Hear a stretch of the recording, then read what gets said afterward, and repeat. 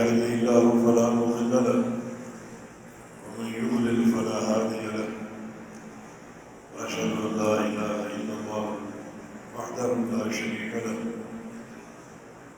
وأشهد أن محمدا عبده ورسوله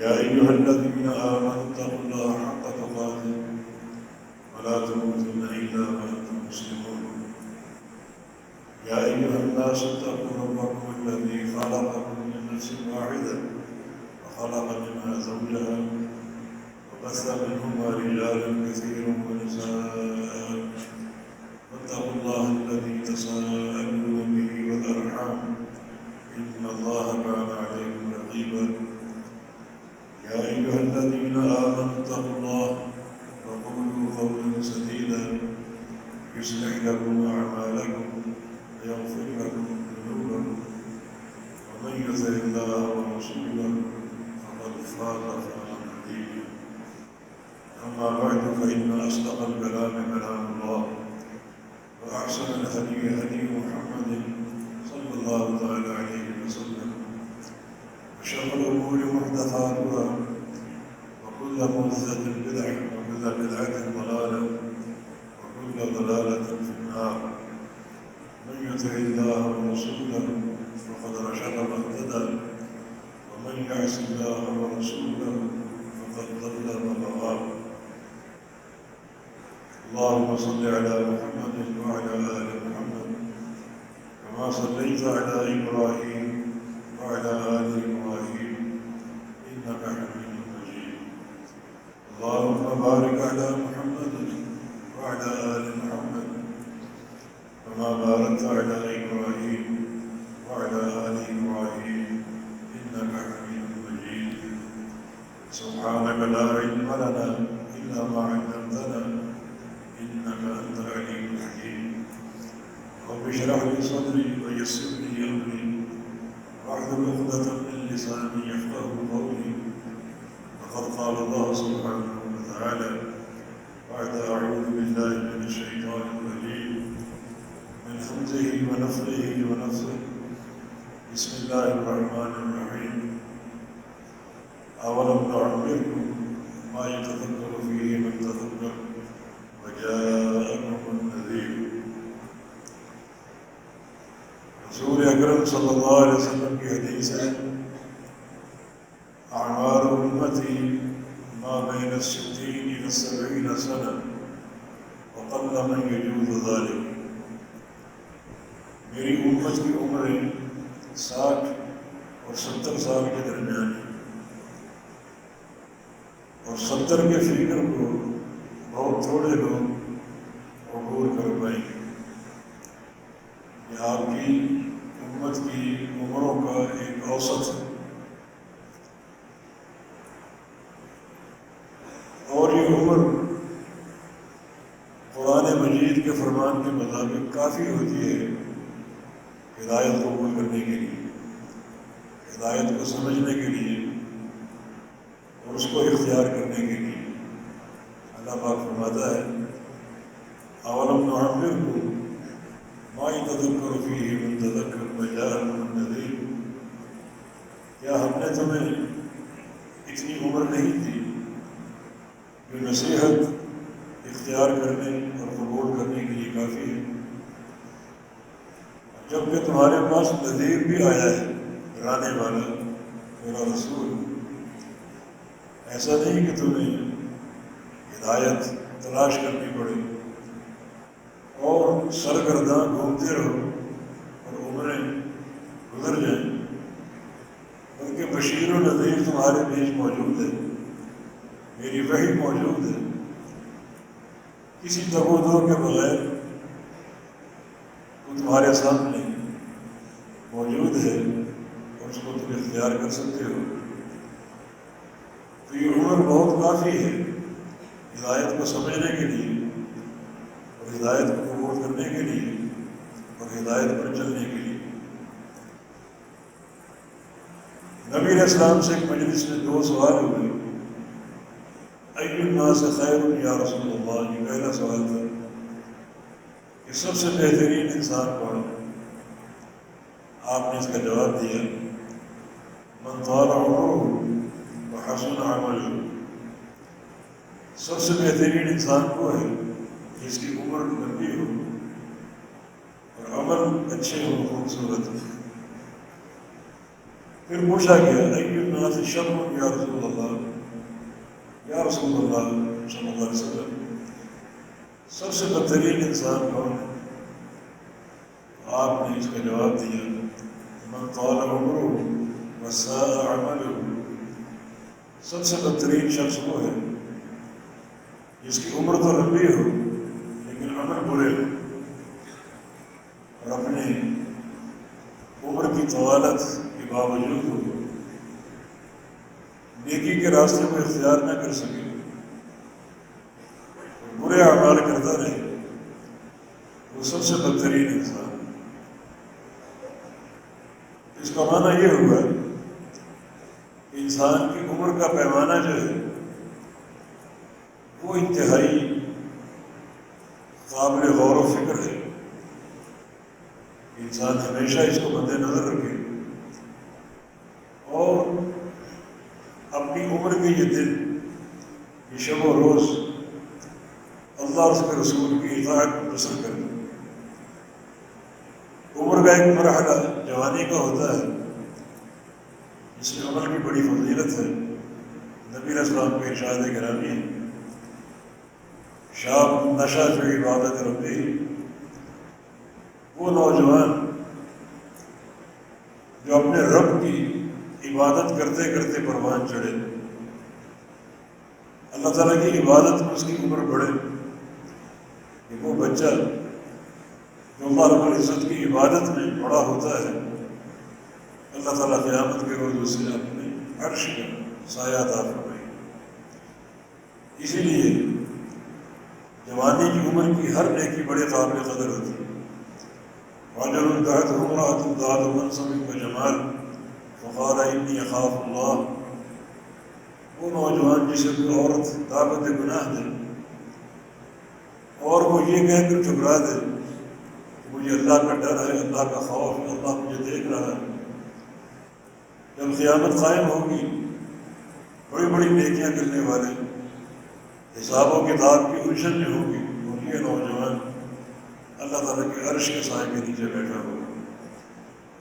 اس عمر عزیز کی یہ نیکی بڑی قابل قدر ہوتی ہے۔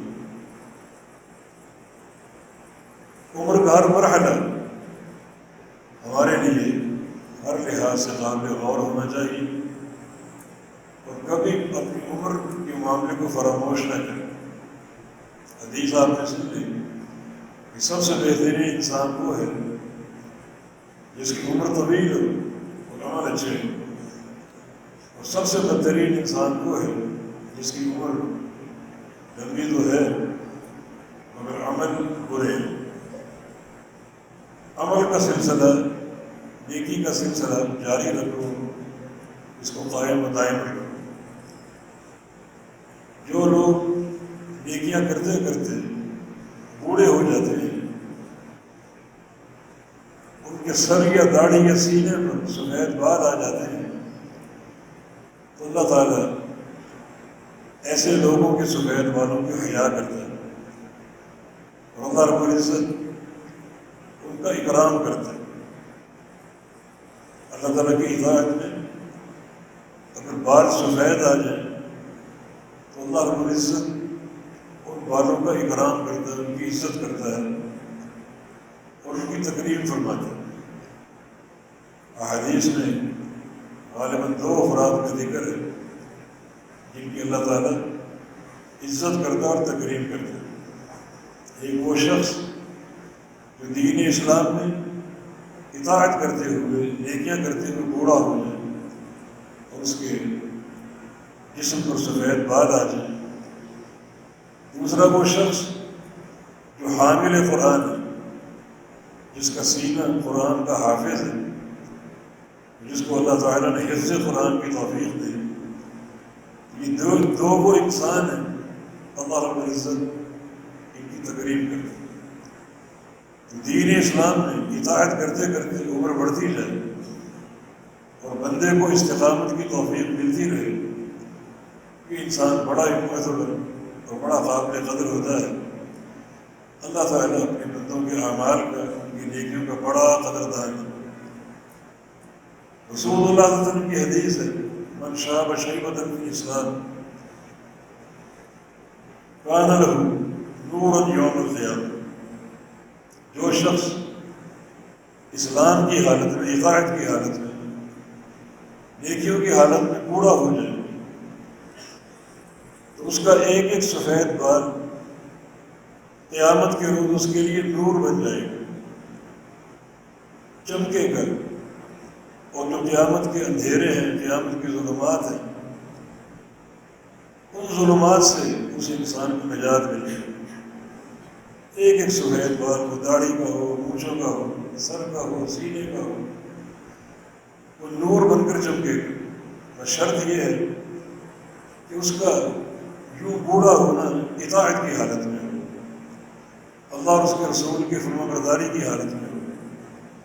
علامہ عبدالرحمن مبارکپوری رحمہ اللہ تحفۃ الاحوذ جامع ترمذی کی شرح ہے، اس میں لکھتے ہیں کہ ایک مومن کو اطاعت کرتے کرتے اگر ایک سفید بال آ جائے تو ایک سفید بال بھی قیامت کے روز اس کے لیے نور بن جائے گا، اسے راستہ سجائی دیں گے،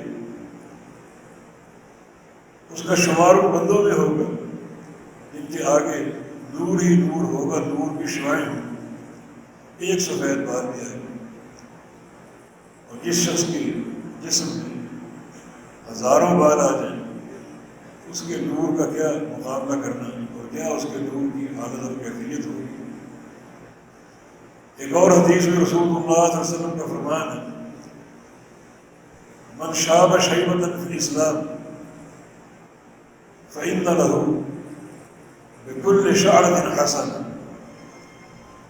جو اطاعت کرتے کرتے بوڑھا ہو جائے، سفید بال آ جائے، تو اس شخص کے لیے ہر سفید بال کے بدلے ایک نیکی ہے۔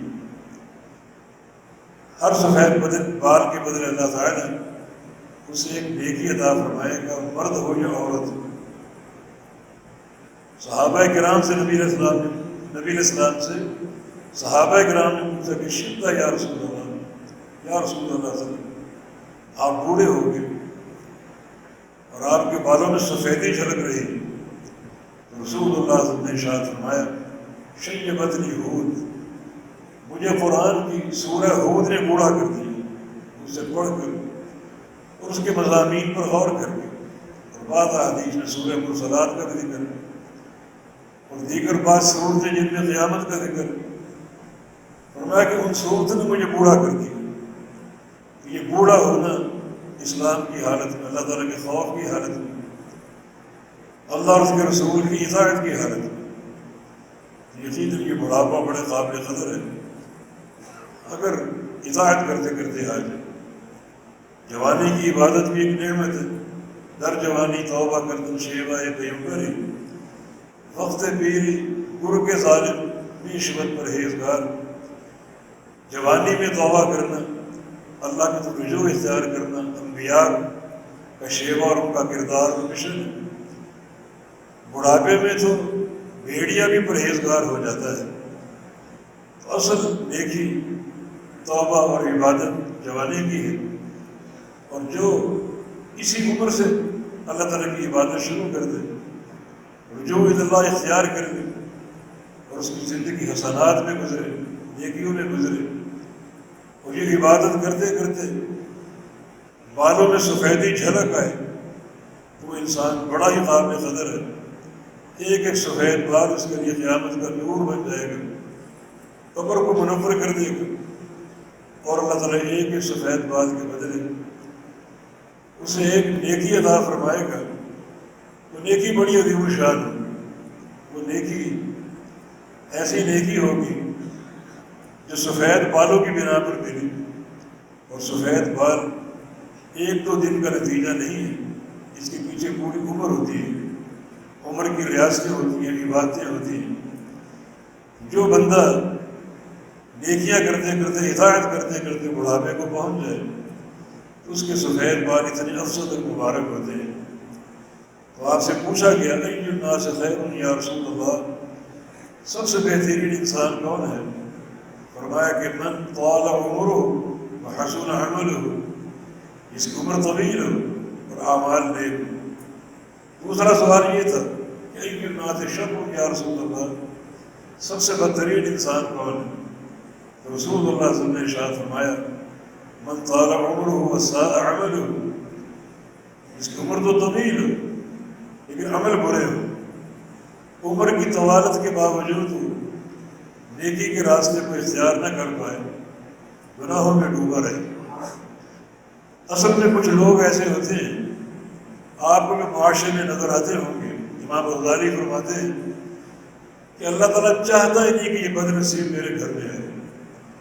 بڑھاپا وہ پا لیتے ہیں، مسجد کا رخ نہیں کرتے، اللہ کا خوف ان کو نہیں آتا، مانا اللہ چاہتا ہی نہیں کہ یہ بد نصیب انسان، یہ بدبخت انسان میرے گھر میں آئے۔ یہ اور اس بندے کے لیے ہلاکت اور بربادی کا باعث ہے۔ نبی علیہ السلام کی ایک حدیث انہی سفید بالوں کے حوالے سے فرمایا کہ ثلاثۃ لا یکلمہم اللہ یوم القیامہ ولا یزکیہم ولہم عذاب علیم۔ تین قسم کے لوگ ایسے ہیں جن سے اللہ تعالیٰ قیامت کے دن بات نہیں کرے گا، نہ ان کو پاک کرے گا اور ان کو دردناک عذاب میں ڈال دے گا۔ ایک شیخ زان، وہ بوڑھا شخص جس کے اندر ابھی تک زنا کی رغبت موجود ہے، حالانکہ بڑھاپا پا چکا ہو اور خواہش شہوانیاں معطل ہو رہی، اور ابھی تک اس کے اندر زنا کا شوق ہوتا ہے، زنا کی طرف میلان ہوتا ہے، زنا کی رغبت ہوتی ہے، کہ عملی طور پر زنا کر لیتے ہیں۔ جب قیامت کا دن ہوگا اللہ تعالیٰ اس بد نصیب انسان سے نہ تو بات کرے گا، نہ ہی اسے پاک کرے گا، اور نہ اسے جنت کا داخلہ دے گا، بلکہ جہنم میں ڈال دے گا اور باقی اعمال کا معاملہ بعد میں۔ ایک حدیث میں اشیمت الظان کے الفاظ ہے، شیخ کی جگہ اشیمت کا لفظ۔ اشیمت وہ شخص کہلاتا ہے لغت عربی میں جس کے سفید بال ظاہر ہو جائیں، سیاہ بال بھی ہوں، سفید بال بھی ہوں، جس کے سر میں یا داڑھی میں سیاہ بالوں کے ساتھ سفید بال بھی آ جائے، وہ 2 ہو 4 ہو 10 ہو، اس کو اشیمت کہا جاتا ہے۔ جس کے سفید بال ہو گئے اور پھر بھی وہ زنا کی طرف مائل ہے، اس کا دل پلید ہے، ذہن اس کا ناپاک ہے، تو اللہ تعالیٰ قیامت کے روز اس انسان کو نہ دیکھے گا، نہ اس سے کلام کرے گا اور نہ اسے پاک کرے گا، اور جہنم کی آگ میں اس کو جھونک دے گا۔ مسند احمد کی حدیث۔ دوسرا شخص ملک الکذاب، جھوٹا بادشاہ، وقت کا حاکم حکمران، اور وہ جھوٹ پہ جھوٹ بولے۔ اور تیسرا شخص فرمایا کہ عائل و مستکبر، تکبر کرنے والا فقیر، تکبر کرنے والا فقیر بھی قیامت کے دن اس عذاب کا مستحق ہوگا۔ یہ 3 گناہ جو ہیں اگر غور کریں تو ان میں ایک قدر مشترک ہے، ایک بات ان میں مشترک ہے، اور وہ ہے خلاف فطرت۔ ایک انسان ایک ایسا عمل کرے جو اس کی طبیعت سے میل نہیں کھاتا، جو اس کی فطرت کے موافق نہیں ہے، تو مانا یہ گناہ اس کی فطرت میں داخل ہو چکے اور اس کی عادت کا حصہ بن چکے۔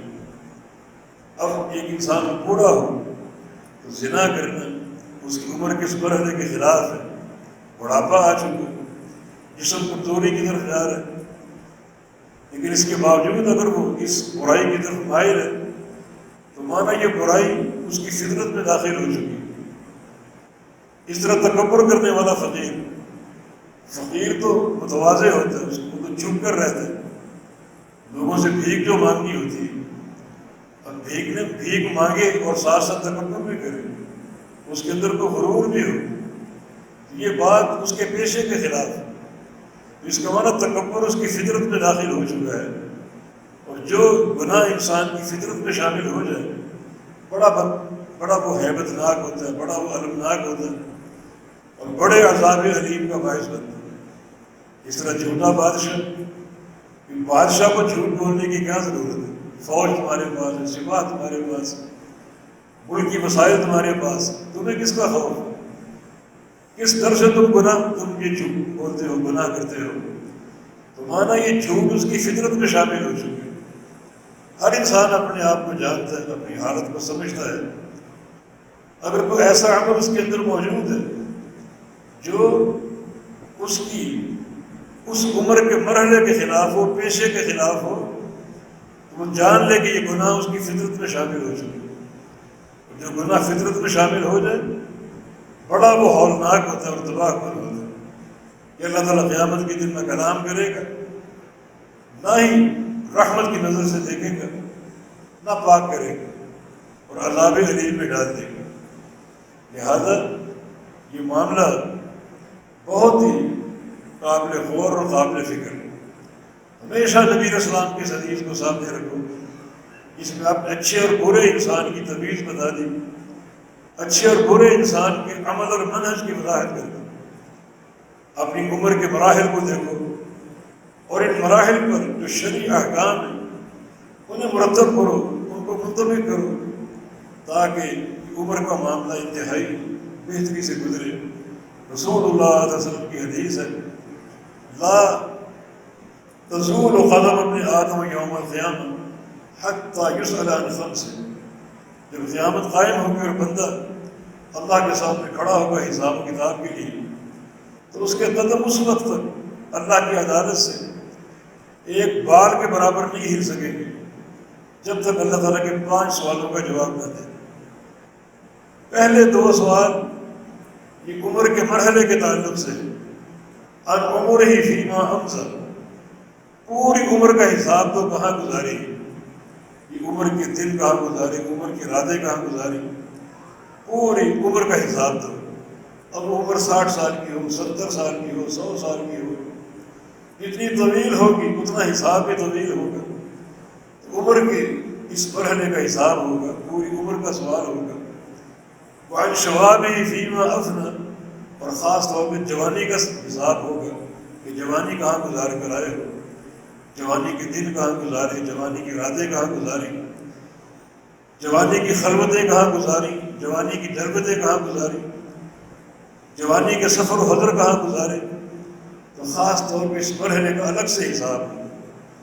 جہاں یہ عمر قابل فخر ہے، اس عمر کی ایک نیکی جو اللہ کے خوف پر مشتمل ہو، قیامت کے روز اللہ تعالیٰ کے عرش کا سایہ دلا دے گی، وہاں اس عمر کا انحراف اور اس عمر میں گناہوں کا میدان، گناہوں کی رغبت انسان کے لیے مہلک ثابت ہوگی اور تباہ کن ثابت ہوگی۔ دوسرے 2 سوال جو ان کا تعلق مال سے ہے، وعن مالہ من این اکتسب فیما انفق، مال کہاں سے کمایا اور کہاں خرچ کیا۔ اپنے ذرائع آمدنی پیش کرو اور جہاں خرچ کیا وہ بھی واضح کرو، حلال ہے یا حرام ہے۔ اگر حرام ہے تو معاملہ وہیں ختم ہو جائے گا، کیونکہ لن يدخل جنت لحم ابدا من حرام، وہ گوشت جنت میں داخل ہو ہی نہیں سکتا جو حرام مال سے بنے۔ اللحم الذی نبت من حرام فالنار اولی بہ، جو خون اور گوشت جس کے حرام سے بنتا ہے جہنم اس کی حقدار ہے۔ اور اگر مال حلال ذرائع سے کمایا ہے تو حساب ابھی ختم نہیں ہوا۔ دوسرا سوال یہ ہوگا کہ وفیما انفق، کہاں خرچ کیا، اس سے کیا خریدا، کیا حاصل کیا اور کہاں خرچ کیا۔ تو بڑا یہ ایک گمبھیر معاملہ ہے عمر کا بھی اور مال کا بھی۔ اور 5واں سوال عن عملہ فیما علم، جو تم کو علم دیا اس علم کے مطابق اپنا عمل پیش کرو، اپنا عمل ثابت کرو، اپنے علم پر عمل کا حساب دو۔ اس وقت تک ایک بندے کے قدم اللہ کی عدالت سے نہیں سکیں گے، ایک بار کے برابر بھی نہیں ہل سکیں گے جب تک اللہ رب العزت کے ان 5 سوالوں کا جواب نہ دے۔ تو ان 5 سوالوں پر غور کریں تو انسان کی عمر کو بڑا دخل ہے، جوانی کے مراحل کا حساب ہے اور عمر کے دیگر مراحل کا حساب ہے، جس کو ہمیشہ اپنے دھیان میں رکھو، نظر میں رکھو۔ نصوص سے یہ بات ثابت ہوگی کہ بعض اوقات ایک مرحلے کا، ایک وقت کا گناہ انسان کے لیے جان لیوا ثابت ہو جاتا ہے، اور بعض اوقات ایک وقت کی نیکی انسان کی کامیابی کا باعث ہو جاتی ہے۔ صحابہ کرام نے تو رسول کریم صلی اللہ علیہ وسلم کی صحبت اور رفاقت میں چند سال گزارے۔ آپ کا 23 سالہ دور نبوت ہے، اور مکی زندگی میں بہت تھوڑی تعداد مسلمان ہوئی، مدنی زندگی میں لوگوں کی قطاریں لگ گئی اور فوج در فوج لوگ اسلام میں داخل ہوئے۔ تو کسی کی صحبت کا وقت 8 سال کا، کسی کے 10 سال کا، کسی کے 5 سال کا، کسی کے 4 اور 2 سال کا۔ سیدنا ابو ہریرہ 6 ہجری میں مسلمان ہوئے، اور 4 ساڑھے 4 سال ان کو نبی اسلام کی صحبت حاصل رہی، اور پوری امت کے محدث بن گئے۔ اللہ کے پیارے پیغمبر نے فرمایا تھا کہ ابو ہریرہ، میں دیکھتا ہوں کہ تم حدیث کے بڑے حریص ہو، حدیث کے بڑے تم مشتاق اور متمنی ہو، اور واقعتاً اپنے پیٹ کا فاقہ برداشت کرتے کئی دن کا، اور اللہ کے پیغمبر کی چوکٹ نہیں چھوڑتے تھے تاکہ کوئی حدیث مجھ سے مس نہ ہو جائے، ضائع نہ ہو جائے۔ آج 5575 حدیثیں ان کے شرف کا باعث ہیں اور ان کے سینے کا تمغہ ہے۔ علماء پڑھ رہے ہیں، پڑھا رہے ہیں، اور ایک حرف کا ثواب ابو ہریرہ کو جا رہا ہے۔ حالانکہ ایک مختصر ان کا دور صحبت ہے جو اللہ کے پیغمبر کے ساتھ گزارا، اور کیا ان کا نام امر ہو گیا اور تاریخ میں سب سے چوٹی کے محدث بن گئے۔ سعد بن وقاص رضی اللہ تعالیٰ عنہ، ان کی بھی صحبت کا دورانیہ 4 سال کا ہے۔ جب ان کا انتقال ہوا تو اللہ کے پیارے پیغمبر نے فرمایا تھا، هذا العبد الصالح تحرك له العرش وفتحت له ابواب السماء وشهد له 70,000 من الملائکہ۔ یہ اللہ کا نیک بندہ، اس کی موت پر اللہ کا عرش ہل گیا، آسمانوں کے دروازے کھول دیے گئے رحمت کے نزول کے لیے، اور اللہ نے 70,000 فرشتوں کو حکم دیا کہ جاؤ اور جا کر سعد بن معاذ کا جنازہ پڑھ کر آؤ۔ یہ شرف کیسے مل گیا؟ یہ 4 سال کا جو ان کی عمر کا حصہ تھا، اس میں کیا ان کا عمل تھا، کیا ان کی اطاعت تھی، کیا ان کا جذبہ تھا، اور کتنا ٹھوس ان کا عقیدہ تھا، اتنا بڑا شرف ان کو حاصل ہو گیا۔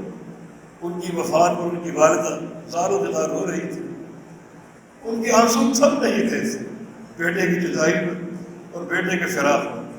اللہ کے پیارے پیغمبر کو خبر دی گئی کہ ام سعد بہت رو رہی ہیں، آواز سے نہیں، آنسوؤں سے، آنسو زاروں میں زار بہہ رہے ہیں۔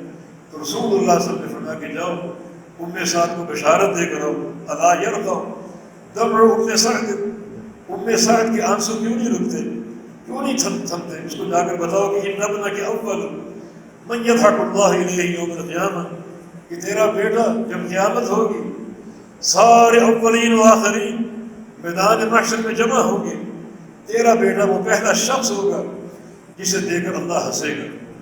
اللہ اسے دیکھ کر ہنسے گا تیرے بیٹے کو سب سے پہلے قیامت کے دن۔ کس چیز کا نتیجہ ہے؟ 4 سالہ عمل کا دور ہے، 4 سالہ اطاعت کا دور ہے، اور کیا شرف انہوں نے حاصل کر دیا۔ آسمان سے جنت تقسیم ہو رہی، ابو بکر فی الجنہ، عمر فی الجنہ، عثمان فی الجنہ، علی فی الجنہ، ابو طلحہ فی الجنہ، ابو عبیدہ بن جراح فی الجنہ۔ یہ جنت لٹائی جا رہی ہے ان صحبتوں کے نتیجے میں اور اس مختصر سے عمر کے نتیجے میں۔ آج ہماری عمریں 50، 60، 70، 80 سال کی ہو گئی۔ ہم غور کریں، سوچیں، ہم اس اعزاز کے مستحق بنیں گے؟ ہمارے لیے ایسی بشارتیں آ سکتی ہیں؟ صحابہ کے دور میں اللہ تعالیٰ نے یہ بشارتیں بھیجی تاکہ لوگ سوچ لیں، دیکھ لیں کہ جن اعمال کے نتیجے میں صحابہ کرام اللہ کے مقربین بن گئے اور بے تحاشا بشارتوں کے مستحق بن گئے، وہی اعمال ہم بھی اختیار کریں، صحابہ کی اسوہ کو اپنائیں اور وہ نمونہ اپنی زندگی میں شامل کریں، تو یقیناً اللہ کی سنت ایک ہی ہر بندے کی، ہر قوم کے لیے۔ جو سنت صحابہ کے لیے تھی جنت کو پانے کے لیے، وہی سنت آج بھی اور قیامت تک رہے گی۔ اس نقش قدم پر چلو گے تو یقیناً اللہ تعالیٰ صحابہ کرام کی طرح جنتوں کی بشارت بھی دے گا اور یقیناً جنت کا داخلہ عطا فرمائے گا۔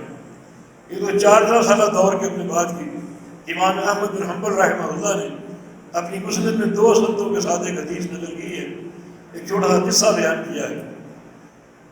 قصہ یہ ہے کہ رسول اللہ صلی اللہ علیہ وسلم اپنے 5 صحابہ کے ساتھ مدینہ منورہ میں کھڑے ہوئے تھے۔ دور سے ایک سوار آتا دکھائی دیا، جس کے آنے کا انداز یہ تھا، حدیث کے الفاظ ہے کان یوذع ناقتہ، اپنی اونٹنی کو بڑی تیز رفتاری سے دوڑا رہا تھا۔ ایذاع اونٹنی کی وہ رفتار ہے جو سب سے تیز، انتہائی تیزی کے ساتھ اونٹنی کو چلا رہا تھا، دوڑا رہا تھا۔ نبی علیہ السلام نے اس سوار کو آتا ہوا دیکھا، صحابہ بھی دیکھ لیں، فرمایا کہ کأنہ یریدکم، لگتا ہے تمہارے پاس آ رہا ہے۔ اتنی تیزی دنیا کی خاطر نہیں ہوتی، لگتا ہے اتنی تیزی کسی اعلیٰ مقصد کے لیے، کسی عرفہ مقصد کے لیے، اور اعلیٰ اور عرفہ مقصد دین ہے، دنیا نہیں ہے۔ اس کی چال یہ بتا رہی، رفتار یہ بتا رہی، یہ تمہارے پاس آ رہا، تم سے ملنے آ رہا ہے۔ اتنی تیز رفتاری کسی بہت ہی عمدہ اور اعلیٰ مقصد کے لیے ہوتی ہے۔ وہ سوار قریب پہنچا، آ کر سلام کرتا ہے۔ اللہ کے پیارے پیغمبر نے پوچھا من این اقبلت، اے نوبارد تم کہاں سے آ رہے ہو، اپنا تعارف کرو۔ اس نوبارد نے کہا اقبلت من اہلی و مالی و عشیرتی، میں اپنے اہل کو چھوڑ کر آ رہا ہوں، بیوی بچوں کو چھوڑ کر آ رہا ہوں، اپنے قوم قبیلے کو چھوڑ کر آ رہا ہوں، اور اپنی تجارتوں کو چھوڑ کر آ رہا ہوں۔ اور سب کچھ چھوڑ کر کیوں آئے، کہاں جانا چاہتے؟ تو کہتا ہے کہ ارید محمد صلی اللہ علیہ وسلم، اس شخصیت سے ملنے نکلا ہوں گھر سے جس شخصیت کا نام محمد ابن عبداللہ ہے صلی اللہ علیہ وسلم۔ فرمایا کہ میں محمد ہوں صلی اللہ علیہ وسلم۔ وہ اس کی تھکاوٹیں دور ہو گئی، چہروں پر ترتازگی آ گئی، رونق آ گئی، اور کہا کہ میں اتنی دور کا سفر اختیار کر کے پہنچا ہوں آپ سے ایک سوال کرنے کے لیے کہ دلنی علی عمل اذا عملتہ دخلت الجنہ، کہ وہ کون سا عمل اور کون سی جد و جہد ہے جس کے کر لینے پر اللہ تعالیٰ مجھے جنت کا داخلہ عطا فرما دے، اللہ کے عذاب سے کیسے بچ سکتا ہوں اور اس کی جنت کیسے پا سکتا ہوں، بس مجھے اس عمل کی نشاندہی کر دیجیے۔ اسی کے لیے محنت ہے، جد و جہد ہے، اپنے گھر بار کو، تجارتوں کو چھوڑ کر آ رہا ہوں۔ تو رسول اللہ صلی اللہ علیہ وسلم نے اس کو اسلام کے ارکان کی تعلیم دی، توحید ہے، میری رسالت ہے، نماز ہے، روزہ، حج، زکوٰۃ ہے، یہ ارکان خمسہ سمجھ لو، ان کو اپنا لو۔ اگر انتہائی اخلاص کے ساتھ ان کو اپنا لو گے تو یقیناً جنت کا داخلہ مل جائے گا۔ اس شخص کو جلدی تھی کہ میں دین سمجھ چکا، اب چاہتا ہوں کہ اپنی قوم کو بھی جا کر سمجھاؤں۔ اونٹنی کی لگامیں موڑ دی واپسی کے سفر کے لیے۔ اچانک اس کا ایک پاؤں ایک بل میں داخل ہوا اور اس کا توازن بگڑ گیا، اور وہ شخص گردن کے بل گرا اور وہیں شہید ہو گیا۔ چند منٹوں کی یہ صحبت تھی، چند لمحات کی صحبت تھی پیارے پیغمبر کی، دین سیکھنے کے لیے۔ دین سیکھا ہے، عمل نہیں کیا، عمل کا موقع نہیں ملا۔ رسول اللہ صلی اللہ علیہ وسلم نے علیہ بالرجل، اس آدمی کو میرے پاس لاؤ۔ صحابہ اٹھا کر لائے، بڑے آپ نے محبت اور پیار سے اپنا چہرہ اس کے قریب کیا، شاید اس کے چہرے کو بوسہ دینے کے لیے، لیکن فوراً پیچھے ہٹا لیا اور صحابہ سے کہا کیا تم جانتے ہو میں نے اپنا چہرہ قریب کرتی پیچھے کیوں کر لیا، پیچھے کیوں ہٹا لیا؟ انی رأیت الملائکہ یدوسون فی فیہ من ثمار الجنہ، میں نے اللہ کے فرشتوں کو دیکھا اس کے منہ میں جنت کے پھل ڈال رہے تھے، اس کو جنت کے میوے کھلا رہے تھے۔ فعرفت انہ کان جائعا، جس سے مجھے یہ اندازہ ہو کہ یہ بھوکا تھا، پیاسا تھا، نہ اس کو کھانے کی فکر نہ پینے کی ہوش، اور سفر کی دھن سوار تھی، صرف اپنی نجات کا راستہ معلوم کرنے کے لیے اور جنت کو پا لینے کا پروگرام جاننے کے لیے۔ یہ اس کی تگ و دو تھی اور یہ اس کی محنت کا حاصل تھا۔ جو ہی اللہ کے پاس پہنچا، اللہ کی مہمان نوازی میں دیر نہیں لگی، تاخیر نہیں ہوئی، فرشتے جنت کے میوے لے کر پہنچ گئے۔ کیا اس صحابی کی صحبت کا وقت ہے اور کیا اس کے عمل کا عالم ہے۔ بڑا ایک طلب تھی، تڑپ تھی، جس کے تحت یہ گھر سے نکلا بھوکا پیاسا، حتیٰ کہ پیارے پیغمبر تک پہنچ گئے۔ چند لمحات کی صحبت تھی اور دین سیکھنے کا عمل تھا۔ دین سیکھا بھی عمل نہیں کیا۔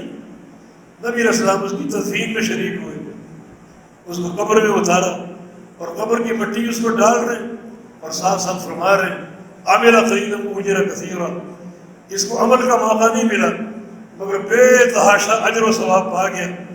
اجر و ثواب کی بوریاں باندھ کر لیں گے، حالانکہ اس کو عمل کا موقع نہیں ملا۔ تو میرے دوست اور بھائیوں، یہ جو عمر اللہ نے دی ہے، اس میں ہمیشہ اپنی سچی طلب قائم رکھو، سچی طلب قائم رکھو، اور ہمیشہ ایک اخلاص پر قائم رہو، عمل کی رغبت ہو، عمل کی حرص ہو، اللہ تعالیٰ کے سامنے پیشی کا خوف ہو، اس کے عذاب کا خوف ہو، جنت کے حصول کا طمع ہو، اور کبھی یہ فکر اپنے آپ سے اوجھل نہ ہونے دو، کبھی یہ فکر اپنے آپ سے گم نہ ہونے دو۔ یقین کر لیں کہ بعض اوقات بندہ ایک نیکی سے اللہ تعالیٰ تک پہنچ جاتا ہے اور جنت اور اس کے درجات اولیٰ کو حاصل کر لیتا ہے۔ شہید ہونے والا ایک جست میں جنت میں داخل ہو جاتا ہے، ایک جست میں۔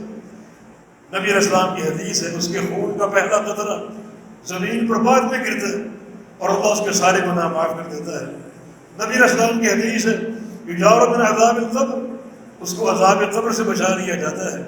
نبی علیہ السلام کی حدیث ہے، یرا مقعدہ من الجنہ، زمین پر گرتے گرتے جنت کا اپنا ٹھکانہ دیکھ لیتا ہے۔ تو ایک جست کا عمل، ایک لمحے کا عمل اس قدر اللہ کا مقرب بنا گیا۔ نبی علیہ السلام نے ایک موقع پر فرمایا تھا ابو دہدہ کے بارے میں، آپ کا صحابی جس کا عمل کیا تھا، اس نے ایک موقع پر اپنا باغ خرچ کر دیا، باغ پیش کر دیا۔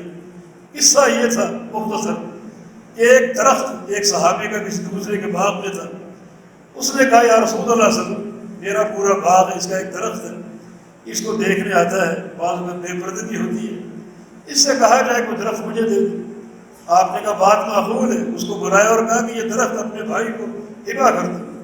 وہ کہنے لگے یا رسول اللہ صلی اللہ علیہ وسلم، اسی درخت پر میرے بچوں کا دار و مدار ہے اور ان کی معیشت قائم ہے، اگر میں دے دوں تو میرے بچے بھوکے رہ جائیں گے۔ تو رسول اللہ صلی اللہ علیہ وسلم فرمایا جو اس کو بیچ دو۔